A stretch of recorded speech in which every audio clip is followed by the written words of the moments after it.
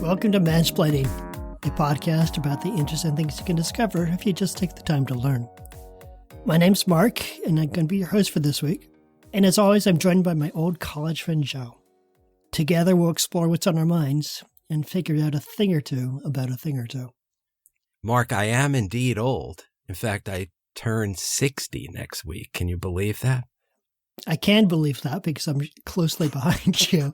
But I would like to remind you, Joe, that age is just a number. And the meaning of that number is whatever you infuse into it. So you don't need to be old. You can merely be 60. Yeah, that's true. But muscle pain and back stiffness is not just a number.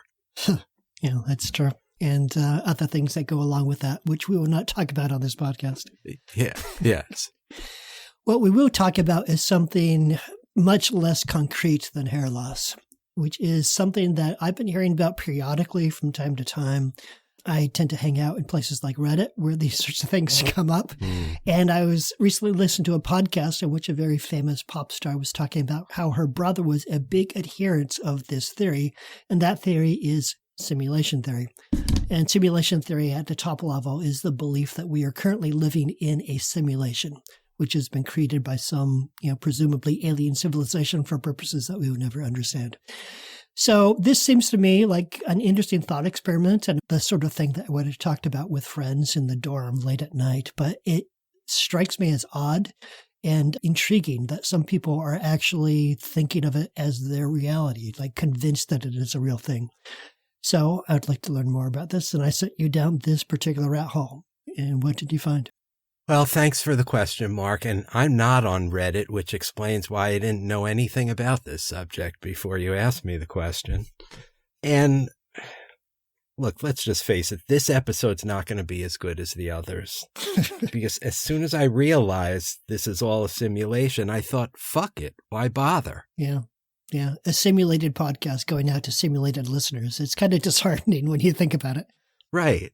It was all a dream. Though those simulated listeners are right now thinking, wait a minute, no, you guys are the simulation. I'm the one who's real. So it's a quandary. True, yes. Well, we plow on nonetheless. So for those of our listeners who, like me, had never heard the term simulation theory before you mentioned it at the end of our last episode, I want to define it first. So you already teased this definition a minute ago, but simulation theory, also known as the simulation hypothesis, posits that the world you and I are living in, the one we see and experience, is actually an elaborate and sophisticated simulation, or what we might call a virtual reality application, designed by a technologically advanced civilization. You might think the idea that our entire experience of reality is illusory is the fever dream of a sci-fi writer or somebody who watched a few too many episodes of Black Mirror. But it's a legitimate scientific hypothesis with a long and distinguished philosophical pedigree. We don't have time to retrace its entire ideological provenance, but here are a few highlights. Plato's Republic, which dates back to the 4th century BCE, includes the famous allegory of the cave, describing a group of imprisoned people who live their lives chained to the wall of a cave, facing nothing but a blank wall with a fire behind them. Now, that sounds like a great idea for a reality TV series. Projected on the cave wall, these prisoners see shadows cast by objects passing in front of the fire, and they give names to the shadows. The shadows are their only reality, but because they're only shadows, they don't accurately represent the real world. Instead, they represent the tiny fragment of reality that we perceive through our senses. So that's probably the most famous antecedent. Then there's the philosophical skeptic René Descartes. In his 1641 Meditations on First Philosophy, he provided reasons to, quote, give us possible grounds for doubt about all things, end quote. Imagined a godlike entity as an evil demon presenting an illusion of the external world in which everything we see is, quote, devised to ensnare my judgment, end quote. In the face of such profound doubt, how do you even know that you exist? Cogito ergo sum. I think, therefore I am. A modernized version of Descartes' evil demon is the brain in a vat thought experiment, developed in the second half of the 20th century and popular in many science fiction stories, in which a person's brain is removed from their body, placed in a container of life-sustaining fluid, and connected to a supercomputer, providing it with electrical stimulation identical to that normally received by a brain. The computer simulates reality, and the disembodied brain continues to experience quote-unquote normal consciousness, even though it's severed from events and objects in the real world. In theory, a brain in a vat gives and receives the same neural impulses as if it were in a skull. Because such impulses are a brain's only way of interacting with its environment, then from the perspective of that brain, it's impossible for it to know whether it's in a vat or a skull. If you can't know definitively whether you're a brain in a vat, then how can you know whether anything in your world is true? Yeah.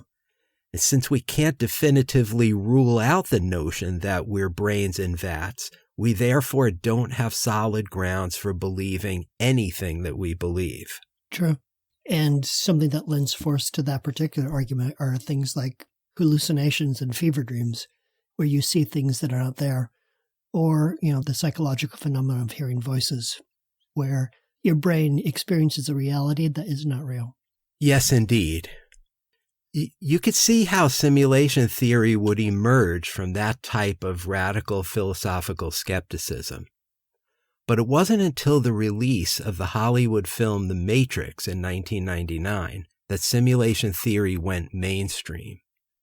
The film harkened back to Plato's cave in depicting a society where humans lived unknowingly in slavery, their bodies exploited as a source of energy for their captors, while their collective consciousness was trapped inside a virtual environment called the Matrix, produced by intelligent machines to keep them distracted. The film became a cultural touchstone for many. I saw it when it came out. I really enjoyed it. And I freely admit that it provoked lots of conversations about the nature of existence with my wife and my friends. Yeah. I assume it did the same for you? Oh, yeah. The Matrix is one of my all-time favorite movies. I've seen it many times. Yeah. Well, I watched it again to prep for this podcast, and I was struck by the backstory of how the Matrix came to be. Sometime in the 21st century, humanity fought a war against sentient machines, the AI singularity that we talked about in our recent episode about machine intelligence. And humanity lost that war and became slaves to the machines. With computer overlords in control, human hackers are the heroes of the story. Given what we reported in the machine intelligence episode about the developing consensus that singularity will happen in our lifetimes, let's hope humanity isn't living out the plot line of that movie anytime soon. Yeah. Though, if you consider plot lines of popular movies that involved a singularity, I would personally choose The Matrix over the Terminator films, but, it's tomato, I suppose. Yes, I'm sorry I didn't think about the Terminator in reference to this topic, or that would have been a good thing to add. Anyway, the Swedish philosopher and Oxford professor Nick Bostrom, no doubt motivated by The Matrix, further popularized simulation theory with a paper he published in Philosophical Quarterly in 2003 called Are You Living in a Computer Simulation? Here's the premise of his paper. Quote, many works of science fiction, as well as some forecasts by serious technologists and futurologists, predict that enormous amounts of computing power will be available in the future. Let us suppose for a moment that these predictions are correct. One thing that later generations might do with their super powerful computers is run detailed simulations of their forebears or of people like their forebears. Because their computers would be so powerful, they could run a great many such simulations. Suppose that these simulated people are conscious, as they would be if the simulations were sufficiently fine-grained. Then it could be the case that the vast majority of minds like ours do not belong to the original race, but rather to people simulated by the advanced descendants of an original race. End quote. That's a hell of a topic for a philosophical paper. Yeah. Bostrom acknowledges that there are plausible reasons why we might not be in a simulation. Maybe the intelligence and technical sophistication required to run simulations is exceedingly rare. Maybe civilizations capable of developing such capacities don't survive long enough to create such simulations. If humanity is any example, that sounds all too true. Bostrom's simulation argument is that one of the following three propositions is almost certainly true. Number one, the fraction of human-level civilizations that reach a post-human stage, that is, one capable of running high-fidelity ancestor simulations, is very close to zero. Two, the fraction of post-human civilizations that are interested in running simulations of their evolutionary history or variations thereof is very close to zero. Or three, the fraction of all people with our kind of experiences that are living in a simulation is very close to 1. If the third proposition is the one that's true, that is, almost all people live in simulations, then, quote, we would be rational to think that we are likely among the simulated minds rather than among the original biological ones, end quote. Meaning, we almost certainly live in a simulation. To be clear, Bostrom doesn't choose between the three propositions. Trapped in what he calls the dark forest of our current ignorance, that would be impossible. He merely states that one of them must be true. So, Mark, do you have an opinion as to which one is true? And I'll tell you my answer in a few minutes. I do have an opinion, but first I have to raise an objection, which is I see a flaw in the reasoning, which is that there's a missing possibility between 2 and 3, where 2 is that there are civilizations capable of running these sims and have just chosen not to. And 3 is that those civilizations can run these sims and they are running them, and everyone who has our experience is within one of those simulations. And I have trouble with that because of just the premise of, why can there not be civilizations that are at our level that are existing in parts of the galaxy that are not governed by post-human civilizations, just living their lives? And meanwhile, simulations are running in other parts of the galaxy. Like, I don't see why that number needs to be 1 rather than something between 0 and 1. But that being said, those are the three things on the table. It is tempting to say that it would probably be option number 1 because we seem to have such a propensity to self-destruction that we can presume that maybe intelligence in general creates the seeds of its own destruction, and so it's self-limiting. But I would think probably if I had to choose between those three, I'd probably choose number 2, that there have been or are post-human civilizations, at least some of which just couldn't be bothered. Yes, and thank you for that objection, because it does occur to me that there is a fourth possibility here. But I appreciate you staying within the rules I gave and picking number 2. And let's put a pin in that because I'm going to come back to that later. Bostrom's paper came under withering criticism from physical scientists like the physicist Sabine Hassenfeld, who called it pseudoscience because it can't be tested, and the cosmologist George F.R. Ellis, who said the theory is, quote, totally impracticable from a technical viewpoint, adding snarkily that, quote, late-night pub discussion is not a viable theory, end quote. Apparently, late nights at pubs are very similar to late nights at the dorm, because this is definitely the sort of thing that you and I might have discussed in Chicago back in the 80s. Absolutely. Absolutely.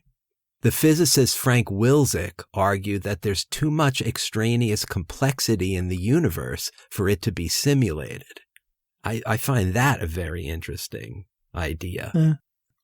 But there are also believers in simulation theory, and not only among philosophers. Contemporaneous with Bostrom, the MIT physicist Seth Lloyd suggested that our entire universe might be a gigantic quantum computer. In an interview at Code Conference 2016, Elon Musk cited the rapid development of video games in the last 40 years to point out how quickly our still primitive ability to generate simulated worlds has progressed, and how likely it is that our games will eventually become indistinguishable from reality. He then contrasted that 40-year blink of an eye in cosmological time with the 13 billion-year-old universe and concluded that, quote, there's a 1 in billions chance that we're in base reality, end quote. In another forum, Musk speculated that the odds of us living in a simulated reality were around 99.9%. Yeah.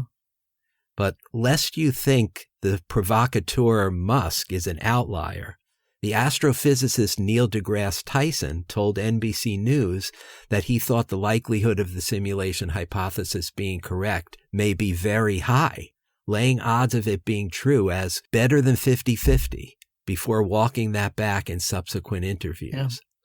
The MIT cosmologist Max Tegmark suggested that the rigidly mathematical structure and physical laws of our universe lend themselves to the explanation that it's a reflection of the, quote, computer code in which it was written, end quote. Yeah.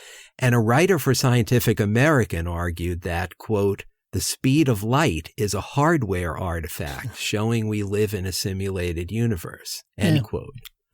You know what a hardware artifact is, Mark? No, I'm not familiar with that term, so please give us a definition. This is an interesting idea from the Scientific American writer who wrote, the speed of light is a hardware artifact showing we live in a simulated universe. So all computing hardware leaves an artifact of its existence within the world of the simulation it's running. This artifact is the processor speed. So in essence, in this elaborate simulation we're living in, the speed of light is the hardware artifact. That's the limit that can't be surpassed. Yeah. And I do find that satisfying on a certain level because I've always been puzzled by the speed of light, like why there should be a upper limit on speed, that this is a necessary thing that the universe puts on us. So There's a part of me that wants to accept the idea that it is an upper limit simply because that's the simulation. Yeah. So, as the Scientific American writer puts it, no matter how complete the simulation is, the processor speed would intervene in the operations of the simulation. Right. Yeah. So his idea is that the speed of light is that. Right. Essentially. And if I may speculate, Neil deGrasse Tyson, as an astronomer, lending some credence to the idea of simulation theory might be related to something that I had heard previously, which is that one of the hypotheses for why we have not found evidence of any alien civilization is that we are living in a simulation of our civilization. And so they would not have programmed other civilizations within the universe if they are simply simulating our own experience. And so maybe he finds that compelling, just as an astronomer wondering about aliens. Right. And that just kind of ties in with what I'm about to say, because it's so impossible to think this through to the nth degree, right? This is why philosophers are engaged in this idea, because it's so freaking difficult to think through. So there's a dizzying number of rabbit holes you can go down in connection with this subject. And many reputable scientists are going down them. Some physicists are searching for telltale signs that we're living in a simulation by assuming it would inevitably experience minor computational errors that the programmer would have to fix. Errors we might experience when, say, bedrock physical laws suddenly change. David Anderson, a mathematician and computer scientist at the University of California, spent the last few years thinking about how, if indeed we're living in a simulation, we might want to alter its software in ways that benefit humanity. We wouldn't necessarily need to hack the program like Morpheus did in The Matrix. who's to say that the software isn't open source and that the simulation's designers might be amenable to or even looking for feature requests from us? Yeah. On his blog, Anderson published suggested tweaks to the supreme cosmic algorithm that he crowdsourced from colleagues and friends with his own notes about what it might take to implement them. I'll post the URL for Anderson's blog on our Facebook page because some of the suggestions are fun. Yeah, it occurs to me, like, one, again, fun possibility is if we were to imagine the simulation as basically a cosmic level escape room, where our purpose as beings is to realize that we are in a simulation and escape it. Maybe the aliens who programmed this simulation were just jokesters and they're having some fun with us. Yeah. Other scientists point out that a simulation program can be rerun by its creator, which evokes religious concepts like resurrection or eternal life. Would that make the creator an all-powerful God? Neil deGrasse Tyson had some interesting things to say about that.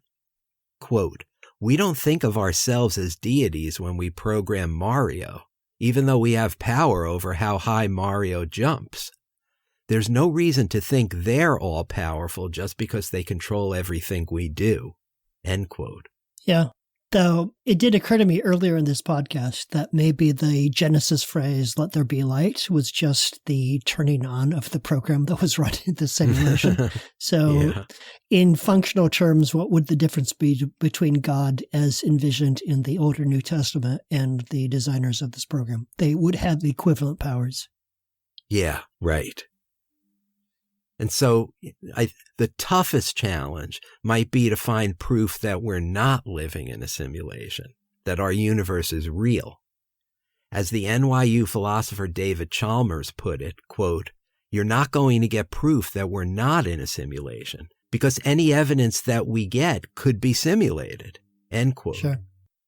You see what I mean about rabbit holes? Yeah, there's no stepping out of this trap of perception that we're in. We can just speculate about what might be on the other side of it.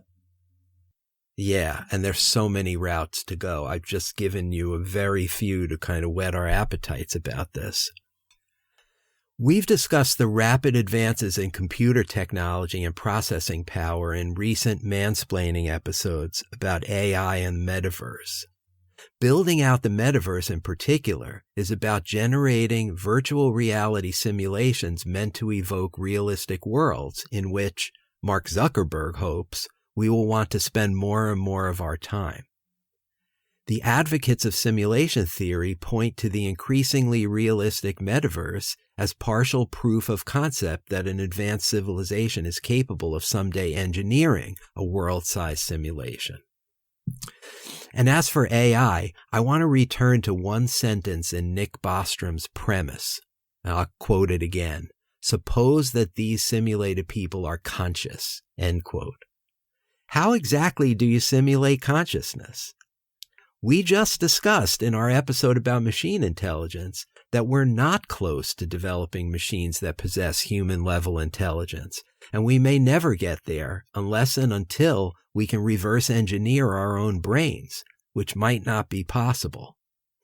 And as hard as that is, simulation theory contemplates a simulation of billions of conscious beings exercising free will under the yoke of a super-powerful, almost godlike AI.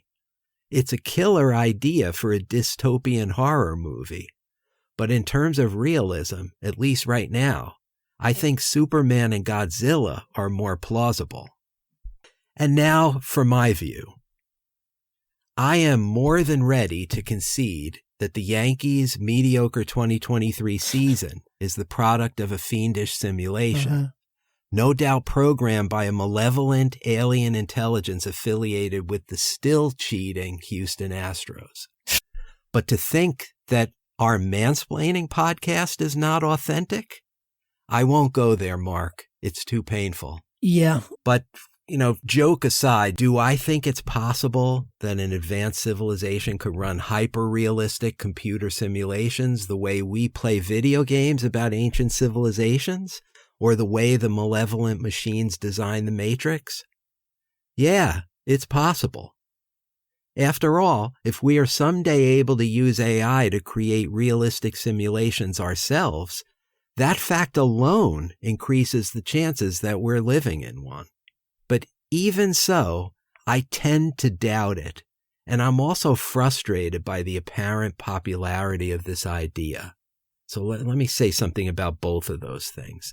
I doubt it because I agree with the second proposition in Bostrom's simulation argument, just like you, Mark. The fraction of post-human civilizations that are interested in running simulations of their evolutionary history is very close to zero.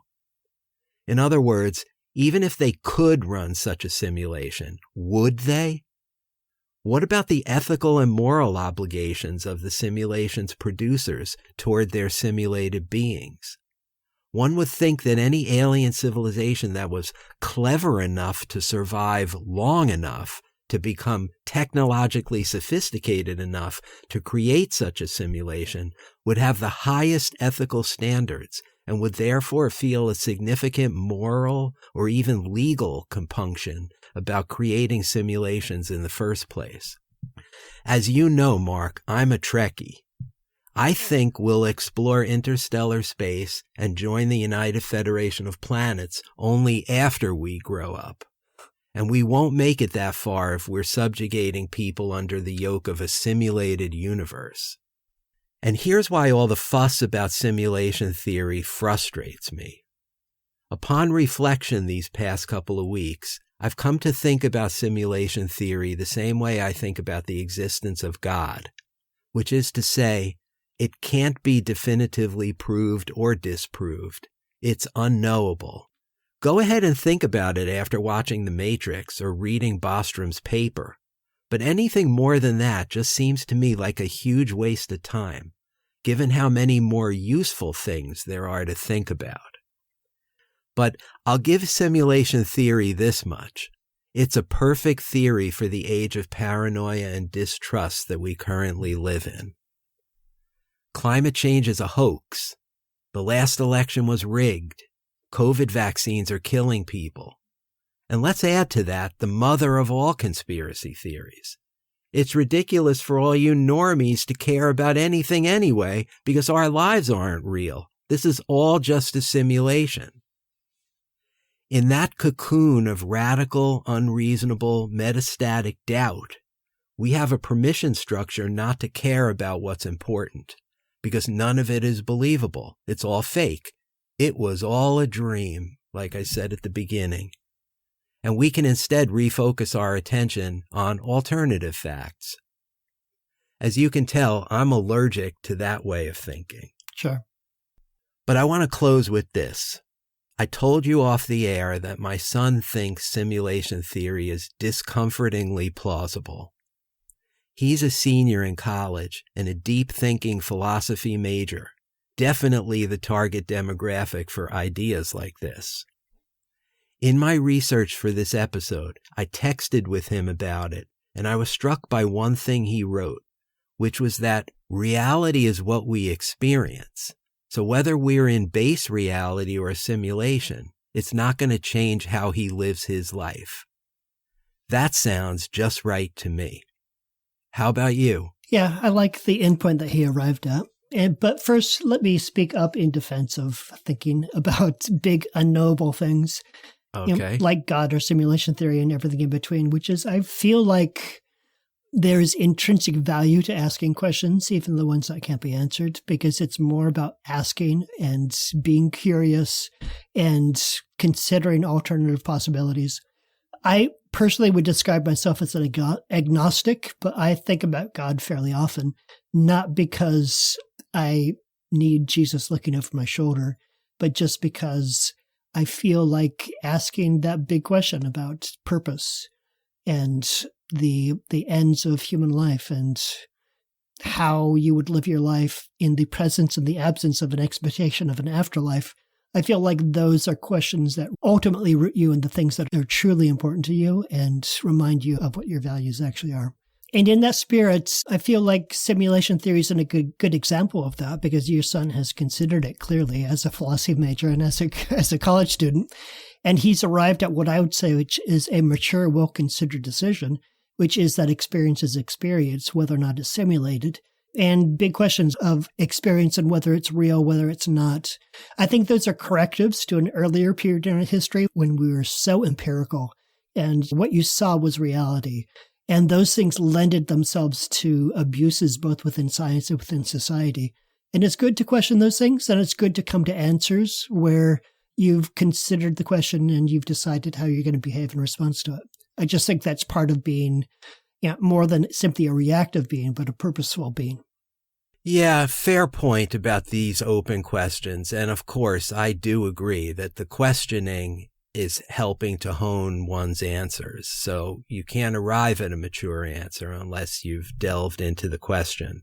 I guess this just presses some buttons for me. I consider myself an agnostic as well, but I'm more of a belligerent agnostic than you are, Mark. I feel like the existence of God is unknowable. So why are so many fucking people killing each other around the world, including in the Middle East right now, over questions that are ultimately theological? Yeah. We have got theocrats running countries and running terrorist organizations, killing each other. And it seems ridiculous to me. It's an unknowable question. Let's talk about how to get people fed and how to get people happy, not whether there's a God, because that lends itself to all these horrible things that are happening in the world. And that's why I'm a belligerent agnostic. I've had it with that kind of crap. Well, I think my perspective on that particular issue is that no one kills people because they're questioning God.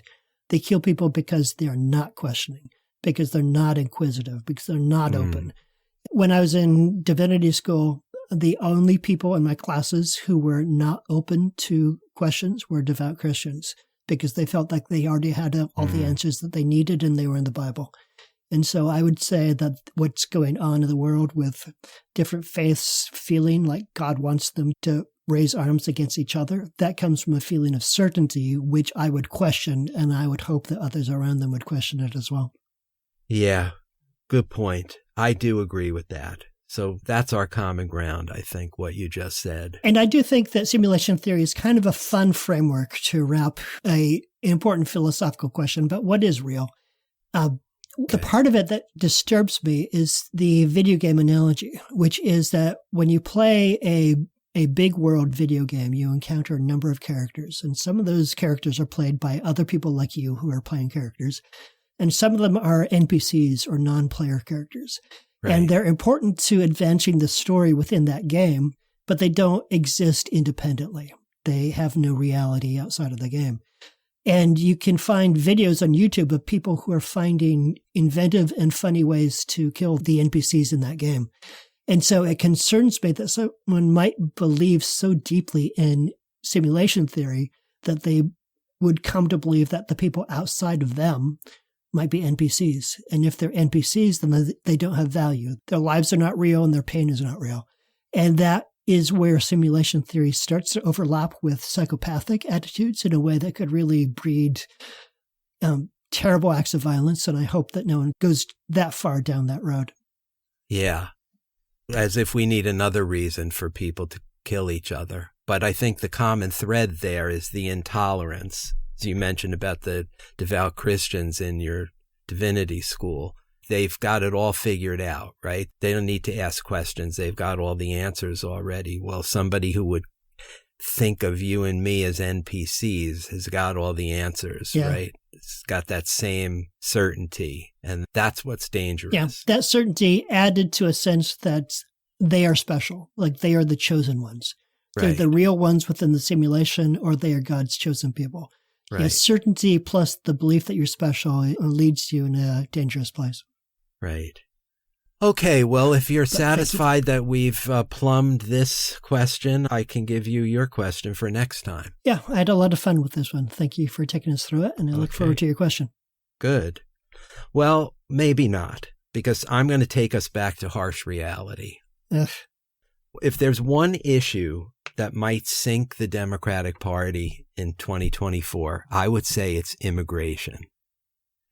Every day, thousands of migrants are making their way across our southern border from places experiencing economic or political turmoil, like Venezuela most recently.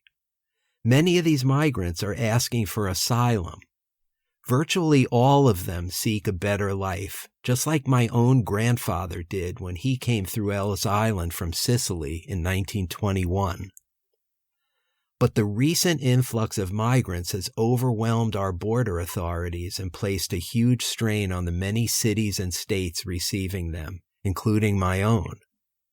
Politicians in both parties have talked about comprehensive immigration reform for decades, yet nothing ever seems to happen. Mark, is there a solution to this problem? And if so, what is it? Okay, that's a big one. That's a very, very big question. So I think I'd have a few weeks to figure it out, but I will delve into that and I'll see if I can find an answer for one of America's big problems. So all of you out there, tune in next time on Mansplaining, because we will be pointing the way forward. But in the meantime, that's it for this week. If you have thoughts on this episode, you can find us on Facebook. We have a page called Mansplaining the Podcast where you can find Joe's sources, look at his research, maybe click through to some of the articles he referenced. You can also leave comments and questions. We encourage that all times.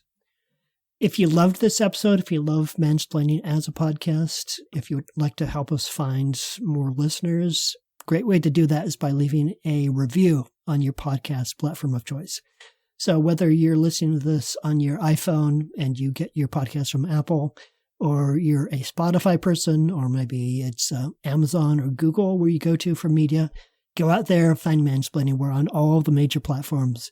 Give us a rating, give us a review, tell other people what you love about Mansplaining. But not Reddit, because those people only care about simulation theory. Yeah, they won't believe that either you or Mansplaining are real, so it's not really worth the time. Exactly. We also have a third way of leaving a comment or a question, which is we have a voicemail line. You could call us at 206-486-4074. I would love to get a call. So even if you have nothing to say, just call in, just leave a message saying, "Hi, Mark," if nothing else. I'm lonely. I am so lonely. Please leave me a message. But that's it. We are complete for this week. That was Joe. This is Mark, and we'll see you next time. Talk to you next time. That's it for this edition of Mansplaining. Mansplaining is brought to you by Joe and Mark and nobody else. Thank you for hanging out with us for a little bit, and we'll see you next time.